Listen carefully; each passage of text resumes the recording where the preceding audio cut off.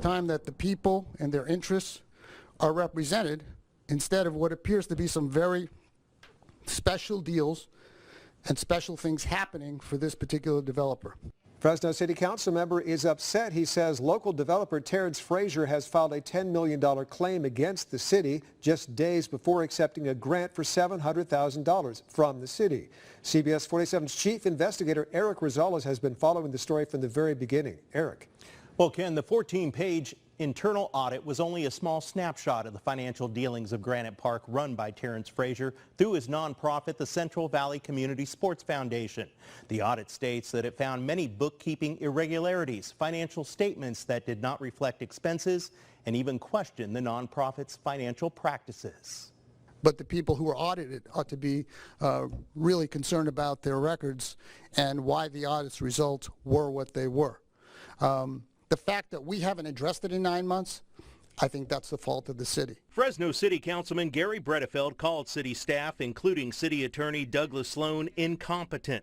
According to Bredefeld, Sloan says the city believes Frazier, who's running Granite Park Sports Facility in Central Fresno, is in compliance with the current lease. The city provides Frazier's nonprofit, the Central Valley Community Sports Foundation, $150,000 a year subsidy for the first 10 years to help run softball, soccer, volleyball, and other youth and recreation programs at Granite Park. But Bredefeld says so far, nearly 4 years later, many of those programs are not in existence. A city's internal audit found Frazier's nonprofit lacks adequate policies, procedures, and internal controls. 31 bookkeeping errors out of a sample of about 143 transactions.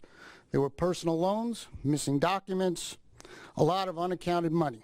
The audit states around $1.2 million in transactions are not supported with appropriate documentation. Many troubling issues were raised in that audit, and to date, they've not been addressed with the city of Fresno. The audit also discovered the nonprofit allowed individuals to live on Granite Park grounds and later paid to house them in a nearby apartment, which may violate the nonprofit status. Frazier had said the audit is false, misleading, and is a political hit, but City of Fresno spokesman Mark Standriff stands by the audit. We don't normally comment on pending claims or litigation, but we're making an exception in this instance. Stand by the audit. Yes, absolutely we do.